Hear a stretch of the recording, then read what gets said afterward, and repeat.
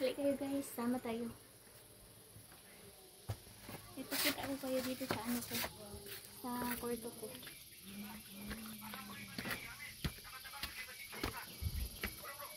Ito guys, ito yung taas namin. Ito yung terrace. Ito yung terrace namin dito. So, ito yung terrace namin. Dito kanina, ano kasi, sa baba kasi yung kanina. Doon, makikita mo yun. Makikita mo yung dagat doon. Ayan o. Ang ganda ng dagat dito. Yun. Makita mo yung dagat doon. Yan. Tapos doon sa banda, karsada naman dyan. Yan.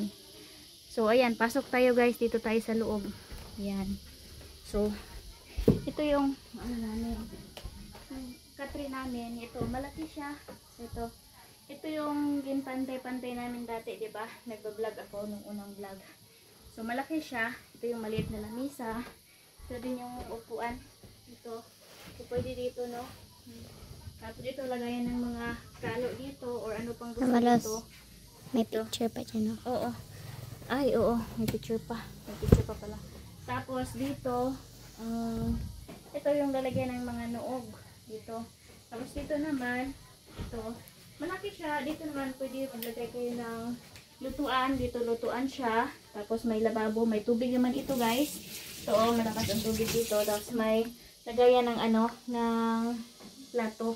Tapos meron din ref dito kung gusto niyo. So, kung may mga pagkain kayo na i-ano, dito nyo ilagay. Tapos yung CR naman guys, dito lang din sa kabila. Ito guys. So, ayan. Ito. So, ito yun guys. So, ayan, maraming, ito, malaki naman siya, may shower siya. Ito, may lagayan ng ano, yan. Tapos, ito yung CR, yung bowl. So, ayan. So, diba? So, simple lang siya. Ito, dito ilagayan ng towel. Tapos, yung lababo guys pala, dito kayo mag-toothbrush or anong gusto ninyo. So, dito. So, malaki naman to siya guys. Yung lawak ng room namin is 15 by 14. 14 by 15 yung lawak niya tsaka lapad. Maliban sa terrace, yung terrace naman, ang agwat niya is 4 by 12, 4 by 15. So, ganon. So, kung gusto niyo tapos magluto doon, pwede niyo kayo dito magkain. Dito, may lamisa naman. Ito, pwede kayo dito magkain. Saka open lang din dito guys. Tingnan mo yung bintana. Diba? So, ang hangin, malakas lang yung hangin, diba? So, papasok dyan. Tapos, yung may bintana pala dito na dalawa. Ito, at saka yung doon guys, ito, yan, so dalawa. Tapos may electric fan din, pero kung gusto nyo na mag-aircon, pwede na lagyan natin ng aircon. Ayan, so simple lang siya guys, no? Basta, as long as na gusto nyo yung native style na bahay, so pwede kayo dito sa amin, welcome kayo. So, yun lang guys for today's video, no? Ipapakita ko lang kayo sa simpleng bahay namin. Tapos sa baba, siguro nakita nyo doon sa baba, diba? So, pasok tayo sa baba. Halika. Para makita nyo po guys. So, magtagalog na lang ako. So, ito yung ginpanday namin nakaraan. Oo. So, kasi up and down kasi ito parang rolling. So, ganito, may step dito guys. Diba? So, dito may step. Ayan. Nandahan lang tayo guys. So, ito yung baba doon. So, dito naman yung terrace. Ito, yung terrace namin dito. Yung nakita natin kanina na dagat doon. Ayan, kikita pa rin din dito. Okay. So, ito yung pasok natin ng loob. So, ito yung loob. So, hayaan nyo na kaya mupat yan dyan. Ayan.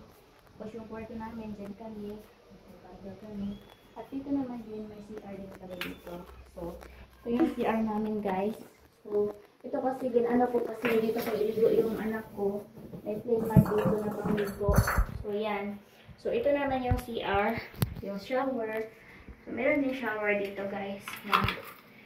So, yan. Tapos, may lagayan din dito. Iba lang yung nilagayan ko dito ng mga pupo. Tapos, dito yung sa amin. Ito yung kuwan. Ito din yung CR. So, simple lang guys. Diba?